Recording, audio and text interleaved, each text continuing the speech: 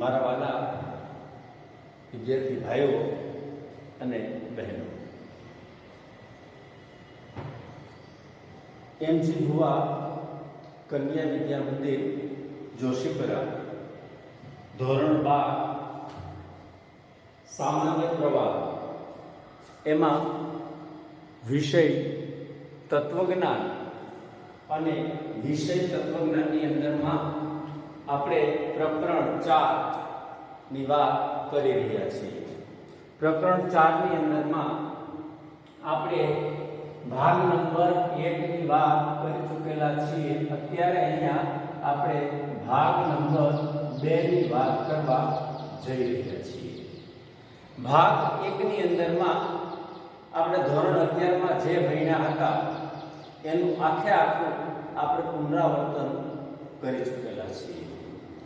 ખાસ હવે વિદ્યાર્થી ભાઈ બહેનો, મારે અહીંયા તમને એ કહેવાનું છે કે આ મુદ્દો હવે જે આપણે ભણવા જઈ રહ્યા છીએ એ આપણા માટે ખૂબ જ મહત્વનો છે. એટલે પહેલેથી શરૂ કરીને છેલ્લે સુધીનો આ વિડિયો કમ્પ્લીટ જો તો તમને આના ઉપર આધારિત પાછળની જે વાત છે એ વધુ સમજાશે. આમાં વાત એવી બધી આવે છે, ખૂબ સરળતાથી સમજાઈ જાય અને યાદ રહી જાય છે. અને થોડું ધ્યાન આપશો તો તમને ગુણ પૂરેપૂરા આની અંદરમાં પ્રાપ્ત થવાની સંભાવના છે, એવો આ મુદ્દો છે. હવે આપણા અભ્યાસક્રમની અંદરમાં આગળનો મુદ્દો છે નિરુપાધિક સંવિધાનની વ્યાખ્યા અને બંધારણ. વિદ્યાર્થી ભાઈ બહેનો, આની અંદરમાં બે મુદ્દાની આપણે વાત કરવાની છે. એક નિરુપાધિક સંવિધાનની વ્યાખ્યા અને બીજું બંધારણ. બંધારણમાં આપણે બે મુદ્દા વાત કરીશું તો આગળ આવશે તો હું તમને કહીશ. પહેલા આપણે વ્યાખ્યા અને બંધારણની વાત કરીએ તો નિરુપાધિક સંવિધાનની વ્યાખ્યા સમજીએ ને એ પહેલા વિદ્યાર્થી ભાઈ બહેનો આપણે ખાલી માત્ર આ સંવિધાનની વ્યાખ્યા સમજી લઈએ. પછી આપણે આખી નિરુપાધિક સંવિધાનની વ્યાખ્યા સમજી લઈએ. ઘણીવાર એક ગુણમાં બે ગુણમાં ખાલી સંવિધાનની વ્યાખ્યા આપો એવો પ્રશ્ન પણ હોઈ શકે. એટલે આપણે સમજી લઈએ કે સંવિધાન એટલે શું. ઇર્વિંગ એન્ડ કોપી નામનો તર્કશાસ્ત્રી થઈ ગયો, એને સંવિધાનની વ્યાખ્યા આપવાનો પ્રયત્ન કર્યો કે સંવિધાન એટલે બે આધાર વિધાન પરથી તારવવામાં આવેલું ફલિત વિધાન વાળું નિગમન લક્ષી અનુમાન, તેને સંવિધાન કહેવામાં આવે છે. આની અંદરમાં બે આધાર વિધાન હોય છે અને બે આધાર વિધાનને આધારે એક ત્રીજું ફલિત વિધાન તારવવામાં આવે અને આવું નિગમન લક્ષી અનુમાન હોય એને સંવિધાન કહેવામાં આવે. દાખલા તરીકે અહીંયા મેં નીચે ઉદાહરણ આપ્યું છે કે સર્વ જૂનાગઢ વાસી ગુજરાતી છે. વાસી, જૂનાગઢ વાસી એટલે ઓમ વાસી નહીં, તંદુરસ્તીની દ્રષ્ટિએ. અહીંયા તંદુરસ્તીની દ્રષ્ટિએ નહીં પણ અહીંયા રહેવાસીની દ્રષ્ટિએ વાસીની વાત છે, એ ધ્યાનમાં રાખવાનું છે. અહીંયા સર્વ જૂનાગઢ વાસી ગુજરાતી છે, બીજો આધાર વિધાન. સર્વ ગુજરાતી ભારતીય છે, પહેલો આધાર વિધાન. અને બીજો આધાર વિધાન સર્વ જૂનાગઢ વાસી ગુજરાતી છે. આ બે આધાર વિધાન. આધાર વિધાન આ એક વિદ્યાર્થી ભાઈ બહેનો, અને આ બીજો આધાર વિધાન. આ બે આધાર વિધાન, આ નંબર 1 અને આ નંબર 2, એટલે બે આધાર વિધાન પરથી તારવવામાં આવેલું ફલિત વિધાન વાળું આ ફલિત વિધાન કે સર્વ જૂનાગઢ વાસી ભારતીય છે, આ ફલિત વિધાન આમાંથી તારવેલું છે. એટલે આવું બંધારણ જેની અંદરમાં આવતું હોય એને ઇર્વિંગ એન્ડ કોપીના મંતવ્ય પ્રમાણે આપણે સંવિધાન કહી શકીએ છીએ. એટલે ખાલી આટલી વ્યાખ્યા આપણે સમજ્યા સંવિધાનની. હવે આપણે વાત સમજવા જઈ રહ્યા છીએ નિરુપાધિક સંવિધાન. હવે નિરુપાધિક સંવિધાન એટલે શું એની વાત સમજવા માટે આપણે આગળ વાત કરીએ તો આની પહેલા સ્પષ્ટતા કરી દઉં. આમાં કે સંવિધાન એ એ નિગમનલક્ષી અનુમાન છે, જે આપણે કીધું એ પ્રમાણે. બીજું કે જેમાં બે આધાર વિધાન આવેલા હોય, જે આપણે જોયું 1 અને 2, અને જેની અંદરમાં બે આધાર વિધાન પરથી ફલિત વિધાન તારવવામાં આવે છે, એ પણ આપણે જોયું. આવી ત્રણ બાબતો જેની અંદરમાં આવતી હોય એને આપણે સંવિધાન કહીએ છીએ. આ વ્યાખ્યાનું વિશ્લેષણ એનું કારણ આ પ્રમાણેનું છે. હવે આપણો મુદ્દો છે નિરુપાધિક સંવિધાનની વ્યાખ્યા આપો. એટલે નિરુપાધિક સંવિધાન એટલે શું એ વાત આપણે સમજીએ તો નિરુપાધિક સંવિધાન એટલે જેમાં પ્રત્યેક પદનો બે વાર ઉલ્લેખ થયેલો હોય તેવા ત્રણ અને માત્ર ત્રણ પદોના બનેલા ત્રણ નિરુપાધિક વિધાનો વાળું નિગમનલક્ષી અનુમાન. નિરુપાધિક સંવિધાન એટલે જેમાં પ્રત્યેક પદનો બે વાર ઉલ્લેખ થયેલો હોય તેવા ત્રણ નિરુપાધિક વિધાનો વાળું નિગમનલક્ષી અનુમાન, જેને આપણે નિરુપાધિક સંવિધાન તરીકે ઓળખાવી શકીએ છીએ.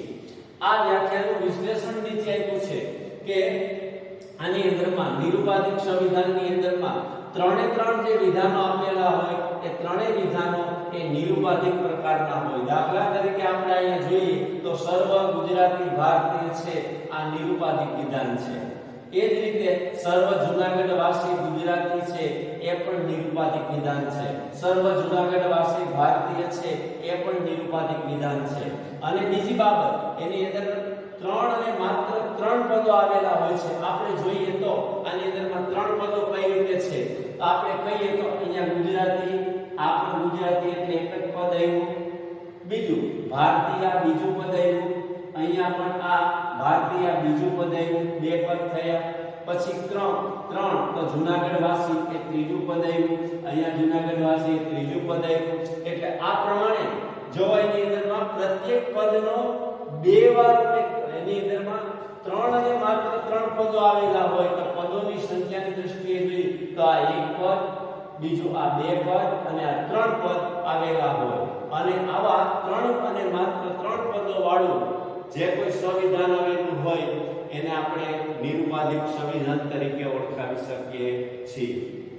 વિદ્યાર્થી મિત્રો, આ નિરુપાધિક સંવિધાનને ટૂંકમાં ખાલી સંવિધાન તરીકે પણ ઓળખવામાં આવે છે. એટલે જ્યારે હવે પણ હું સંવિધાન શબ્દનો ઉચ્ચારણ કરું કે બોલું તો સમજવાનું કે આ નિરુપાધિક સંવિધાનના સંદર્ભમાં વાત કરવામાં આવે છે. હવે વિદ્યાર્થી મિત્રો, આપણે એના બીજા મુદ્દાના સંદર્ભમાં આગળ વધવા જઈ રહ્યા છીએ. તો બીજો મુદ્દો છે બંધારણ. હવે નિરુપાધિક સંવિધાનનું બંધારણ આપણે સમજવું છે તો અહીંયા આવી જાય નિરુપાધિક સંવિધાનનું બંધારણ. અને બંધારણની અંદરમાં બે બાબતો આવે છે. ક્રમ, એક પદો આવે છે, બીજી બાબત આવે છે વિધાન. એટલે નિરુપાધિક સંવિધાનની અંદરમાં આવતા પદો અને બીજી બાબત નિરુપાધિક સંવિધાનની અંદરમાં આવતા વિધાનો, એ બે મુદ્દાને આપણે અલગ અલગ રીતે સમજવાનો પ્રયત્ન કરીએ. એમાં નિરુપાધિક સંવિધાનની અંદરમાં આવતા પદો એની આપણે વાત કરીએ તો તેની અંદરમાં ત્રણ પદો આવેલા હોય છે. હવે ત્રણ પદો ક્યાં આવેલા હોય એના અર્થની આપણે વાત કરીએ તો અહીંયા પહેલું પદ આવે જેને પક્ષપદ કહેવામાં આવે. તો પક્ષપદ એટલે શું? તો કે પક્ષપદ એટલે ફલિત વિધાનનું ઉદ્દેશ્ય પદ, જેને આપણે પક્ષપદ તરીકે ઓળખાવી શકીએ છીએ. આપણે અહીં એક બીજું ઉદાહરણ લખ્યું છે કે સર્વ માનવો મરણશીલ છે, સર્વ સ્ત્રીઓ માનવો છે, તેથી સર્વ સ્ત્રીઓ મરણશીલ છે.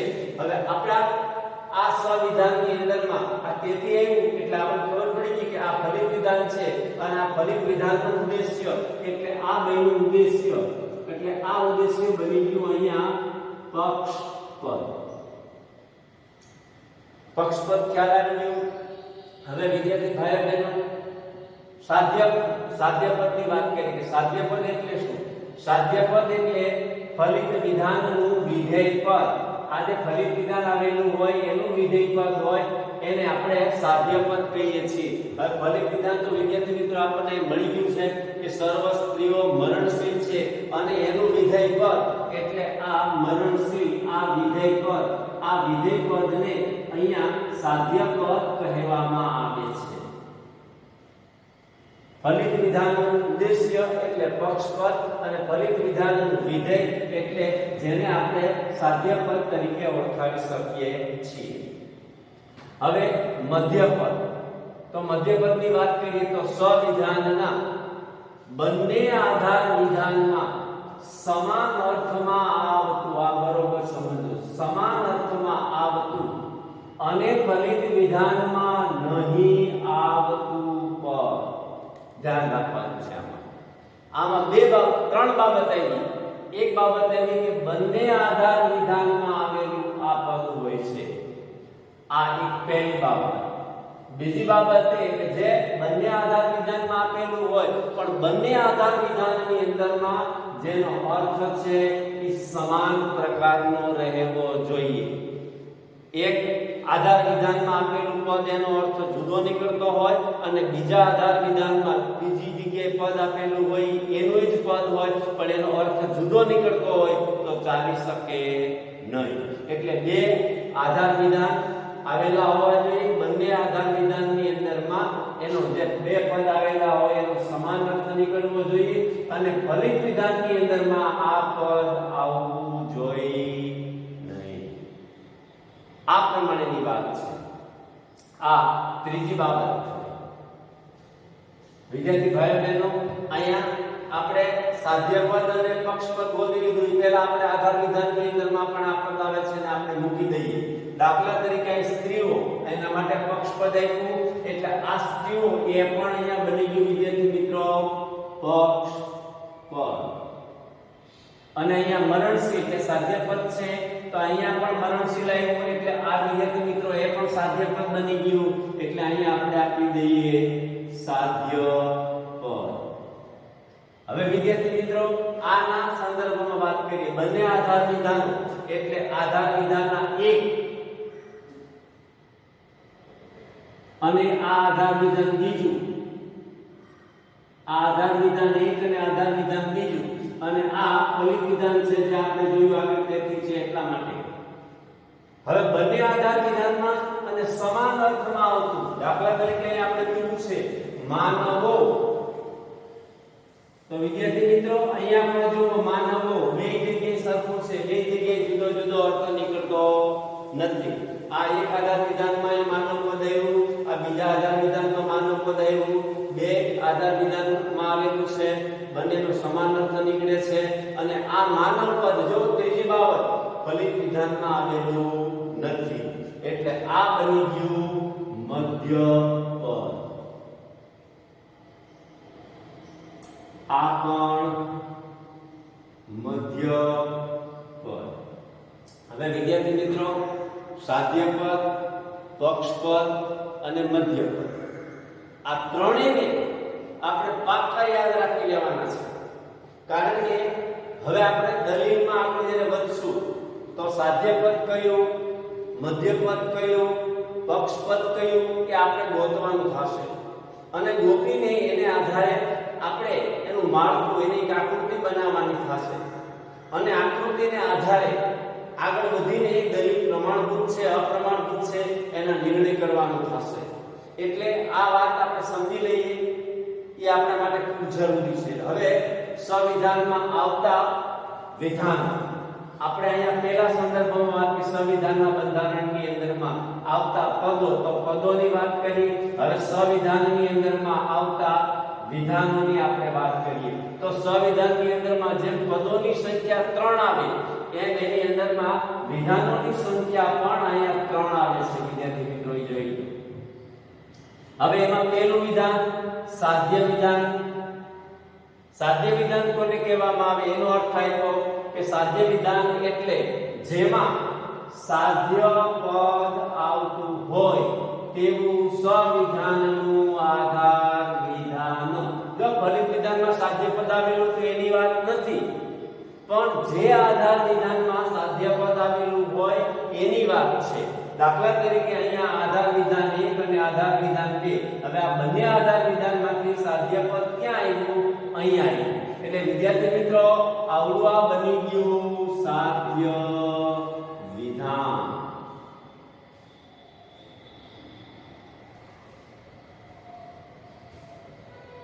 હવે આપણે બીજા વિધાનની વાત કરીએ, પક્ષ વિધાન. પક્ષ વિધાન કોને કહેવામાં આવે? જેમ આપણે સાધ્ય વિધાનની વાત સમજ્યા અને સાધ્ય વિધાનની વાત સમજવાની અંદરમાં આપણે એને આધારે પક્ષ વિધાનની વાત આપણે સમજવી એ આપણા માટે ખૂબ જ સરળ થઈ પડશે.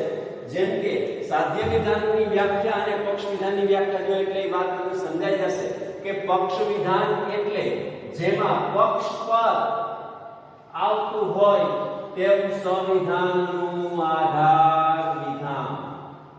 આમાં જેમાં સાધ્ય પદ આવતું હોય એવું સંવિધાનનું આધાર વિધાન જેને સાધ્ય વિધાન કહેવાય, અને જેમાં પક્ષ પદ આવતું હોય તેવું સંવિધાનનું આધાર વિધાન જેને પક્ષ વિધાન કહેવામાં આવે છે. હવે આધાર વિધાન બે છે આની અંદરમાં. આ પહેલો આધાર વિધાન તો સાધ્ય વિધાન બની ગયું.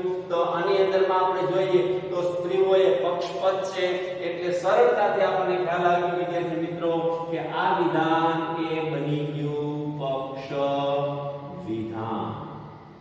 ઉપલું વિધાન સાધ્ય વિધાન, નીચેનું વિધાન પક્ષ વિધાન બની ગયું. હવે ત્રીજું ફલિત વિધાન. ફલિત વિધાન વિશે તો આપણે જાણીએ છીએ વિદ્યાર્થી મિત્રો, છતાં પણ આપણે વાત કરી લઈએ કે ફલિત વિધાન એટલે સંવિધાનના બંને જે આધાર વિધાનો આપેલા હોય એમાંથી ફલિત થતું ત્રીજું વિધાન જેને ફલિત વિધાન કહેવામાં આવે છે. સંવિધાનમાં ઉદાહરણ છે અને આ બે ઉદાહરણની અંદરમાં બે આધાર વિધાન છે અને આ બે આધાર વિધાનમાંથી આ ત્રીજું ફલિત વિધાન, આ બંને આધાર વિધાનમાંથી આ ત્રીજું ફલિત વિધાન સાબિત થાય છે. ત્રીજું જે વિધાન સાબિત થાય એને આપણે ફલિત વિધાન કહીએ છીએ. એટલે વિદ્યાર્થી મિત્રો આનું માળખું આખું થઈ ગયું. એનું બંધારણ આપણે સમજ્યા. સાધ્ય પદ, પક્ષ પદ, મધ્ય પદ. સાધ્ય વિધાન, પક્ષ વિધાન, ફલિત વિધાન.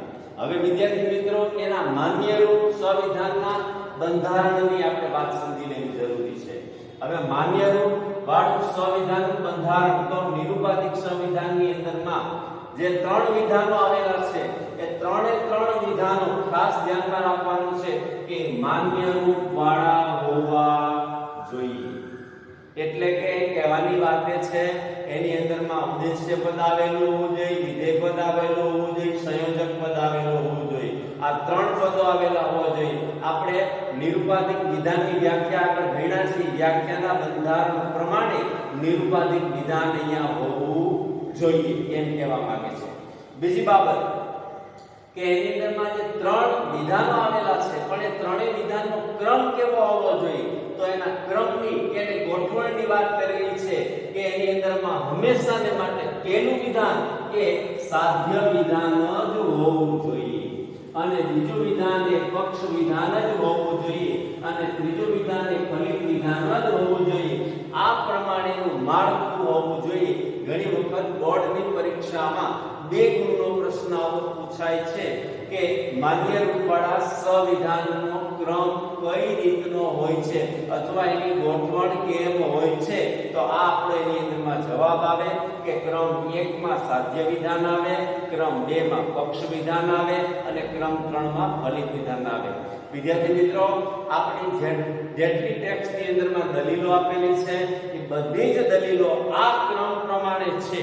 પણ છતાં આપણે સમજી લઈએ કે કદાચ ક્યારેક તમે આગળ ભણો તો આની અંદર કંઈ એવું બને કે કોઈ દલીલમાં એવું બને કે અહીંયા આપણે જોઈએ છીએ પહેલું સાધ્ય વિધાન આવ્યું પછી પક્ષ વિધાન, પહેલું પક્ષ વિધાન આવ્યું પછી સાધ્ય વિધાન આપેલું હોય તો આપણે એના માળખા પ્રમાણે ગોઠવવાનું છે.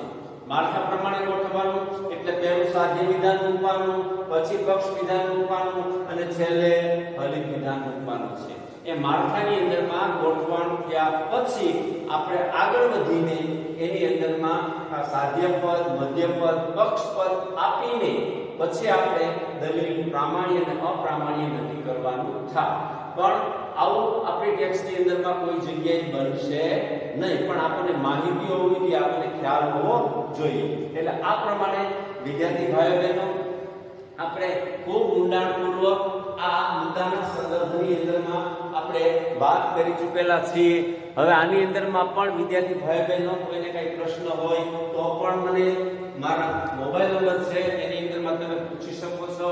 અને ખાસ મારે કહેવાનું એ છે કે આ વિડિયો બનાવવાની અંદરમાં ખૂબ મહેનત પડે છે, એટલા માટે મારો આ વિડિયો તમને ખૂબ સારો લાગ્યો હોય, મજા આવી હોય તો આ વિડિયોને સબસ્ક્રાઇબ કરવાનું ચૂકશો નહીં, અચૂક કરશો. અને તમારા જે મિત્રો હોય બીજા મિત્રોને પણ આ વિડિયો શેર કરજો અને લાઈક કરજો. અને કહેવાની બાબત એ છે કોઈ જગ્યાએ મુશ્કેલી અડચણ હોય તો મને તરત જ જાણ કરશો. અને જેમ તમે સબસ્ક્રાઇબ કરશો એમ મારો ઉત્સાહ વધશે, અને મારો ઉત્સાહ વધશે તો હું ખૂબ સારું કામ કરી શકીશ. ફરી પાછા આપણે આગળના વિડિયો લેક્ચરની અંદરમાં મળીએ. પણ એ પહેલા અહીંયા મનોરંજનની વાત કરી દઈએ તો આપણા લેસનના ચોપડાની અંદરમાં ક્રમશઃ આ પ્રમાણે ચાલ્યું જવાનું છે. આગળ મનોરંજન 4.1 પણ વિદ્યાર્થી મિત્રો તમે લખી નાખ્યો છે. હવે વિદ્યાર્થી મિત્રો અહીંયા 4.2 એની અંદરમાં એક બે શબ્દની અંદરમાં 5 વિધાનો છે અને એક વાક્યની અંદરમાં 5 વિધાનો છે, આપણે લખી નાખવાના છે. અને વિદ્યાર્થી ભાઈઓ બહેનો આવતો મુદ્દો જે આપણે ભણવા જઈ રહ્યા છીએ એ મુદ્દો પણ એટલો જ મહત્વનો છે. એ મુદ્દો આપ તમારે ખાસ રસપૂર્વક ભણવાનો છે, કારણ કે એની અંદરમાં 6 ગુણ આપણે રોકડા લેવાના છે. અને 6 ગુણ કેમ લેવા એની હું તમને ખૂબ સરસ મજાની પદ્ધતિ શીખવવાનો છું. ચાલો ફરી પાછું મારા આ વિડીયોને લાઈક કરજો, સબસ્ક્રાઇબ કરજો, બીજા ભાઈઓ બહેનોને શેર કરજો. આભાર, ધન્યવાદ. ફરી પાછા આગળના વિડીયો લેક્ચરની અંદરમાં મળીએ.